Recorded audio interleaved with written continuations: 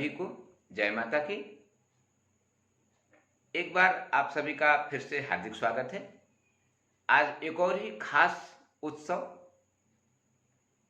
पर्व या महोत्सव के विषय में जानकारी लेकर आपके सामने प्रस्तुत हूं, जिसको कहा जाता है बहुला चौथ या कुछ क्षेत्रों में बहुरा भी कहा जाता है, यानी बहुला चौथ या बहुरा चौथ। यह व्रत वैसे सामान्यतः उत्तर भारत में, खासकर बिहार, उत्तर प्रदेश और झारखंड जैसे क्षेत्रों में, बल्कि कुछ बंगाल के क्षेत्रों में भी बड़े धूमधाम से ही मनाया जाता है। यह व्रत संतान की कामना एवं उसकी दीर्घायु के लक्ष्य के साथ में किया जाता है। इस व्रत को कुछ क्षेत्रों में अविवाहित कन्याएं भी करती हैं, जिनका लक्ष्य अपने भाई का दीर्घायु, उत्तम स्वास्थ्य एवं विवाहोपरांत संतान सुख की कामना होती है। यानी अविवाहित कन्याएं भी इस व्रत को कुछ क्षेत्रों में करती हैं। यह व्रत भाद्रपद महीने के कृष्ण पक्ष के चतुर्थी तिथि को मनाया जाता है। इस व्रत में एक बात का विशेष ध्यान रखा जाता है कि इस व्रत का पूजन आदि दोपहर के बाद, सामान्यतः शाम को ही किया जाता है। इसीलिए हमेशा तृतीया युक्त चतुर्थी तिथि में ही किया जाता है, ताकि शाम के समय चतुर्थी तिथि उपलब्ध हो और उसमें पूजन पाठ संपन्न किया जा सके निर्बाध होकर। इस व्रत में कुछ और भी बातें बहुत ही खास है। सबसे पहले तो आपको ये बता दूं, इस बार यह व्रत 25 अगस्त 2021 को है, क्योंकि उदया तिथि तृतीया शाम को 4:21 पर समाप्त हो जा रही है और उसके बाद में चतुर्थी तिथि लग जाएगी, जिसमें बहुला चौथ का पूजन आदि काम संपन्न किया जाता है। इसलिए इस बार यह व्रत 25/8/2021 को करना ही उचित रहेगा। मतांतर में कुछ और हो सकता है, लेकिन यह सर्वमान्य विधान है कि चतुर्थी तिथि में चूंकि ये इस व्रत का पूजन आदि संपन्न किया जाता है और शाम के समय चतुर्थी 25 तारीख को ही है, इसीलिए 25 तारीख को ही यानी 25 अगस्त को यह व्रत करना सर्वश्रेष्ठ रहेगा। अब कुछ विशेष बिंदु पर चर्चा करते हैं जो इस विषय में बहुत ही ज्यादा महत्व रखते हैं, यानी बहुला व्रत में बहुत ज्यादा महत्व रखने वाली चीजें हैं। इसमें एक बात का विशेष ध्यान दिया जाता है कि उस दिन गाय के दूध, गाय के दही, गाय के घी आदि का उपयोग बिल्कुल नहीं किया जाता है, क्योंकि इस दिन विशेष रूप से गाय के मिट्टी की मूर्ति का ही पूजा किया जाता है और इस व्रत को गाय के आशीर्वाद से उत्पन्न व्रत ही माना जाता है। इसीलिए उस दिन गाय के दूध, दही या घी आदि का उपयोग नहीं किया जाता है। सामान्यतः व्रतों में गाय के दूध, दही आदि का ही प्राथमिकता होता है। इसलिए यह बात आपको बताना जरूरी है कि बहुला व्रत में गाय के दूध, दही आदि का उपयोग प्रतिबंधित है और इसका कारण ये है कि उस दिन कुछ क्षेत्रों में, सब जगह नहीं, कुछ क्षेत्रों में गाय का दूध निकाला तक नहीं जाता है और वह उसके बछड़े के लिए छोड़ दिया जाता है। यह एक श्रद्धा भक्ति का प्रतीक है, यानी उस दिन के गाय के दूध पर उसके बछड़े का ही हक माना जाता है और चूंकि गाय का पूजन भी किया जाता है, इसलिए गाय के दूध का उपयोग नहीं किया जाता है। कुछ क्षेत्रों में गाय के साथ शेर का भी पूजा किया जाता है, लेकिन यह सर्वविदित नहीं है। कुछ और भी मतांतर है।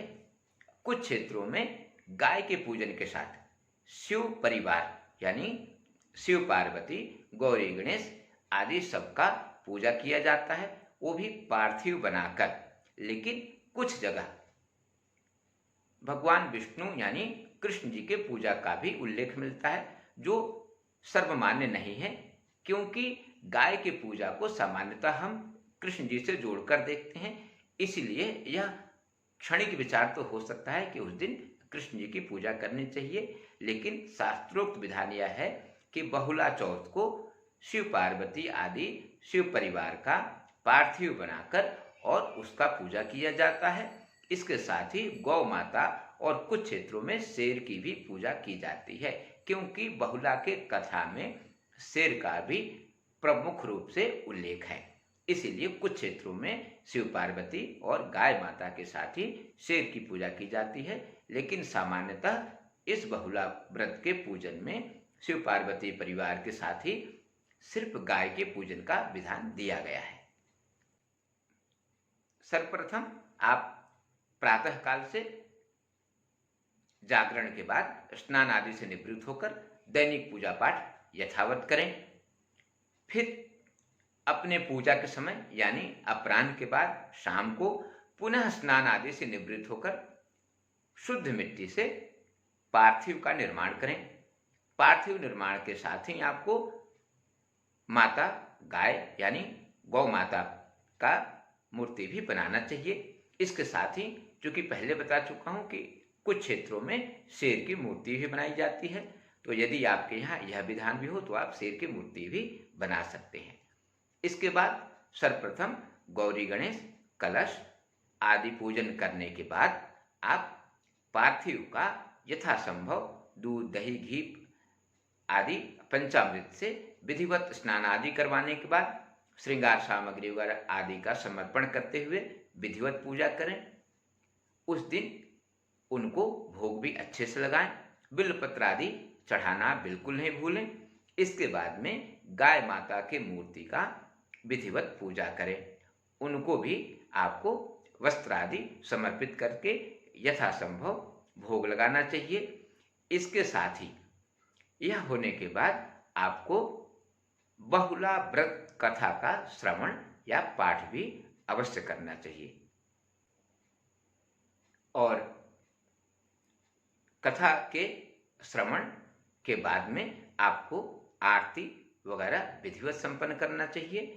और आरती के बाद रात को जागरण का भी इसमें बहुत बड़ा महत्व है, क्योंकि यह पूजा अपराह्न के बाद किया जाता है। इसीलिए रात्रि जागरण अनिवार्य है। और नहीं कर सके तो कोई बात नहीं, लेकिन कोशिश करें कि रात्रि जागरण अवश्य करें। और रात्रि में भगवान का भजन आदि भी आप करें तो और भी उत्तम है।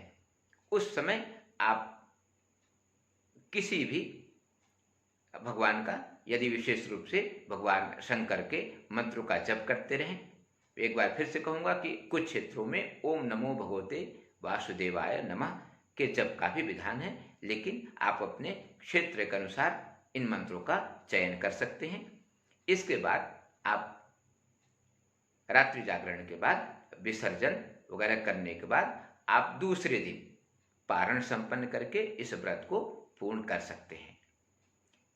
इस व्रत के कथा के विषय में आपको सूक्ष्म रूप से थोड़ी जानकारी दे दूं।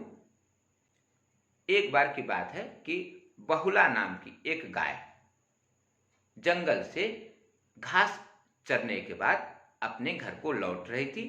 तभी उसका सामना एक भूख से व्याकुल शेर से हो जाता है, जो खाने के लिए उस पर झपट पड़ा।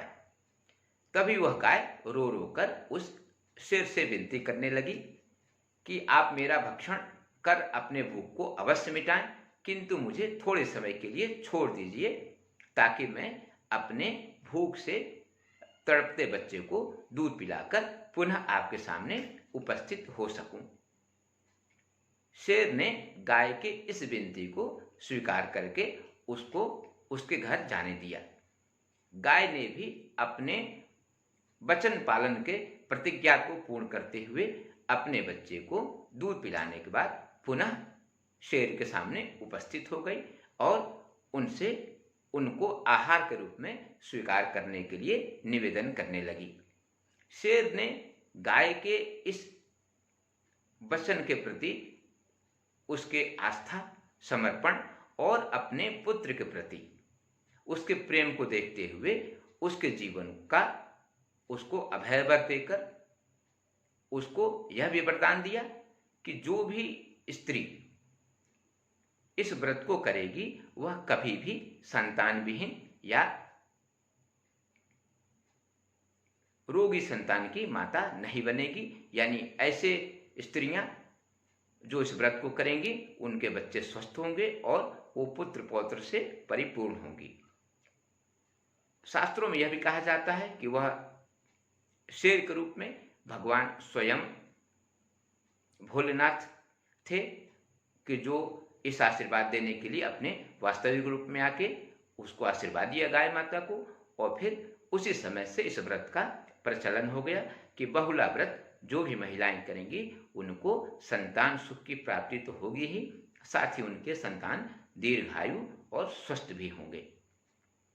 इसकी अनेकानेक और भी कथाएं हो सकती हैं, लेकिन यह सूक्ष्म और बहुत ही छोटे रूप में आपको मैं कथा बता दिया। इसी प्रकार की हो सकता है आपके पास अन्य कथाएं भी उपलब्ध हों, आप इनका पाठ करें या श्रवण करें, इसके बाद आप अपने इस व्रत को पूर्ण करें। धन्यवाद।